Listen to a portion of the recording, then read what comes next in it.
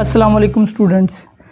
9th biology में आज हमारा 5th लेक्चर है एंजाइम का, और आज का हमारा टॉपिक बहुत इंटरेस्टिंग और आसान है, mechanism of enzyme action. Mechanism का मतलब होता है तरीक़ेकार, मैकेनिज़्म मीन तरीक़ेकार, एंड एंजाइम एक्शन यानी एंजाइम के काम करने का तरीका। आज हम पढ़ेंगे एंजाइम कैसे काम करते हैं। ये तो आपको पता ही है कि एंजाइम रिएक्शन को तेज़ करते हैं, तो आज हमने पढ़ना है हाउ एंजाइम वर्क, एंजाइम काम कैसे करते हैं। पहली बात तो ये कि एंजाइम आपको पता है रिएक्शंस को तेज़ करते हैं, और तेज़ कैसे करते हैं। एंजाइम सबस्ट्रेट के साथ जुड़ता है और उसको प्रोडक्ट में तब्दील कर देता है। आपको याद होगा कि सबस्ट्रेट हम उस मॉलिक्यूल को कहते हैं जिस पर एंजाइम एक्ट करते हैं। अब देखिए, एंजाइम है प्लस सबस्ट्रेट, ये दोनों मिले तो पहले मरहले में एंजाइम और सबस्ट्रेट जुड़ जाएंगे, उस चीज़ को हम कहते हैं एंजाइम सबस्ट्रेट कॉम्प्लेक्स। फिर नेक्स्ट स्टेप के अंदर एंजाइम जो है वो अलग हो जाएगा और सबस्ट्रेट को प्रोडक्ट में यानी किसी दूसरे मॉलिक्यूल में तब्दील कर दिया जाएगा। मैं इसकी आपको एग्जांपल भी देता हूँ, लेकिन पहले देखें हम सिंबल यूज़ करते हैं। एंजाइम का सिंबल ई और सबस्ट्रेट का एस। ई और एस यानी एंजाइम और सबस्ट्रेट मिले, हम यहाँ पे एक एंजाइम बना भी लेते हैं। सपोज़ हमारे पास ये जी एक एंजाइम है, ठीक है, और ये एक सबस्ट्रेट है, यानी ये वो मॉलिक्यूल है जिसने एंजाइम के साथ रिएक्ट करना है। अब पहले मरहले में ई और एस मिले तो एंजाइम और ये इस एंजाइम की एक्टिव साइट है, ये जगह यहाँ पे क्या चीज़ मिल गई, यहाँ पे मिला सबस्ट्रेट, तो ये सबस्ट्रेट इस जगह पे जुड़ गया। इस चीज़ को हम कहते हैं ES complex, enzyme substrate complex. Reaction और हुआ, और एंजाइम आपको पता है रीयूज़ होते हैं, यानी एंजाइम वैसे का वैसे ही अलग हो गया, ये एंजाइम अलग हो गया और सबस्ट्रेट को बदल दिया गया प्रोडक्ट में। अब समझ लीजिए एक नया मॉलिक्यूल बन गया, दिस इज़ प्रोडक्ट, ठीक है, और प्रोडक्ट को P से जाहिर किया जाएगा। तो इस तरह एंजाइम रीयूज़ होते हैं। ये एंजाइम का मैकेनिज़्म है कि एंजाइम, अब ये एंजाइम फ्री है, ये दोबारा से किसी नए सबस्ट्रेट के साथ जुड़ेगा, उसको प्रोडक्ट में तब्दील कर देगा, ठीक है। तो एंजाइम के काम करने के बारे में दो मॉडल पेश किए गए, उनमें से एक मॉडल है लॉक एंड की मॉडल, दूसरा मॉडल है इंड्यूस फिट मॉडल। पहले हम देखते हैं लॉक एंड की मॉडल क्या है। लॉक आपको पता है किसको कहते हैं, ताले को, की चाबी को। तो ताले और चाबी वाला मॉडल, ये मॉडल बहुत आसान है। आपको पता है कि एक स्पेसिफिक की ही एक स्पेसिफिक लॉक को खोल सकती है। एक स्पेसिफिक की, सपोज आपके पास ये एक की है किसी चीज़ की, ठीक है। अब ये की एक स्पेसिफिक लॉक की होगी, और वो लॉक कौन सा होगा, जिस लॉक के अंदर आपको पता है कि लॉक जो है वो उस तरह, उसके अंदर भी एक होल होता है जिसके अंदर आपने चाबी को दाखिल करना होता है, की को दाखिल करना होता है। तो अब ये चाबी उसी लॉक को खोलेगी जिसकी ये असल की होगी, ठीक है। तो बिल्कुल ये मॉडल ऐसे ही है। ये मॉडल पेश किया था एक जर्मन केमिस्ट जिसका नाम है ईमेल फिशर, उसने 1894 में मॉडल पेश किया।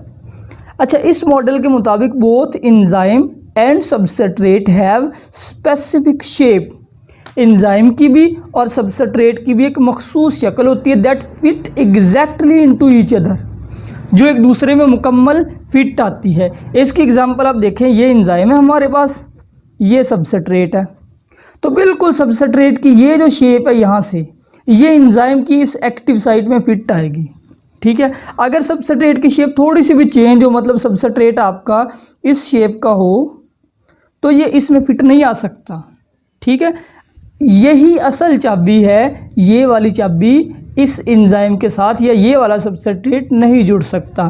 तो अब सबस्ट्रेट एंजाइम के साथ जुड़ गया और ये चीज़ जो बनी ये है ES कॉम्प्लेक्स। रिएक्शन हुआ, एंजाइम वैसे का वैसे अलग हो गया और सबस्ट्रेट प्रोडक्ट में तब्दील हो गया।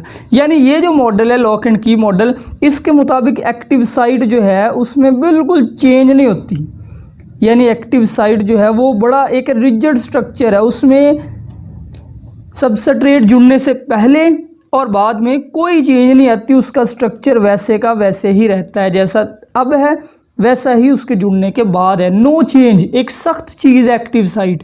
तो ये मॉडल एंजाइम की मॉडिफिकेशन को रूल आउट कर देता है कि एंजाइम के अंदर बिल्कुल कोई चेंज उसकी शेप में आ ही नहीं सकती। ये है हमारे पास दूसरा मॉडल। इस मॉडल का नाम है इंड्यूस्ड फिट मॉडल।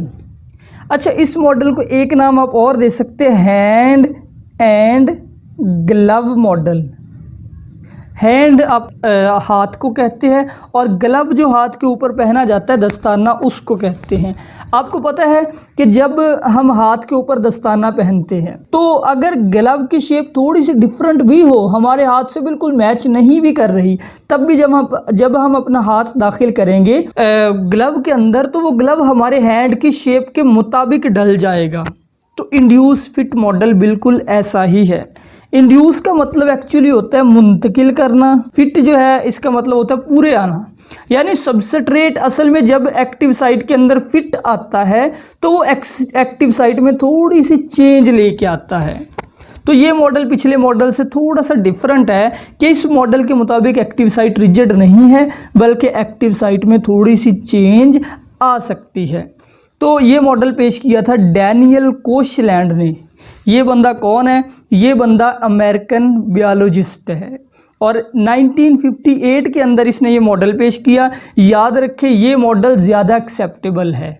आज हम इस मॉडल को फॉलो करते हैं, इस मॉडल को दुरुस्त मानते हैं, पिछला मॉडल हम गलत तस्लीम करते हैं, क्योंकि कई ऐसे हमारे पास रिएक्शंस हैं जिनके अंदर सबस्ट्रेट की शक्ल एंजाइम से थोड़ी डिफरेंट होती है, लेकिन वो सबस्ट्रेट फिट आ जाता है एंजाइम के अंदर और एंजाइम में थोड़ी सी तब्दीली आ सकती है। तो ये मॉडल क्या कहता है? Active site is not rigid structure when substrate bind with active site. जब सबस्ट्रेट एक्टिव साइट के साथ जुड़ता है, इट इंड्यूस का मतलब होता है पैदा करना। ये पैदा करता है क्या चीज़? Some change in structure of active site. ये एक्टिव साइट के अंदर थोड़ी सी चेंज लेके आता है। तो इस मॉडल को देखें, ये एंजाइम है, ये सबस्ट्रेट है। अब देखें, सबस्ट्रेट बिल्कुल मिल नहीं रहा एंजाइम से। सबस्ट्रेट के अंदर ये आपको नोक सी नज़र आ रही है, जबकि एंजाइम जो है उसके अंदर ये नोक नहीं है एंजाइम की एक्टिव साइट में। तो जब ये सबस्ट्रेट एंजाइम के साथ जुड़ा, देखो इसने यहाँ पे चेंज पैदा कर दी एंजाइम के अंदर भी। एंजाइम की एक्टिव साइट थोड़ी सी चेंज हो गई। तो इस मॉडल के मुताबिक, यानी जो इंड्यूस फिट मॉडल है, देयर इज़ सम फ्लेक्सिबिलिटी। ये मॉडल क्या कहता है कि कुछ फ्लेक्सिबिलिटी, यानी कि थोड़ी सी लचक होती है एक्टिव साइट में, और इस लचक की वजह से सबस्ट्रेट ज़्यादा बेहतर तरीके से फिट आ जाता है एक्टिव साइट में। तो ये मॉडल ज़्यादा एक्सेप्टेबल है। तो ये आज का लेक्चर बहुत ही अहम है, लॉन्ग क्वेश्चन के लिए भी, शॉर्ट क्वेश्चन के लिए भी। यहाँ से इस चैप्टर में से ज़रूर क्वेश्चन बनेगा इंड्यूस फिट मॉडल का, या लॉक एंड की मॉडल का, या लॉन्ग बन सकता है जिसमें पूरा मैकेनिज्म पूछा जा सकता है। तो आपने इस क्वेश्चन को इसी तरह से लिखना है, डायग्राम्स भी बनानी है। अल्लाह हाफिज़।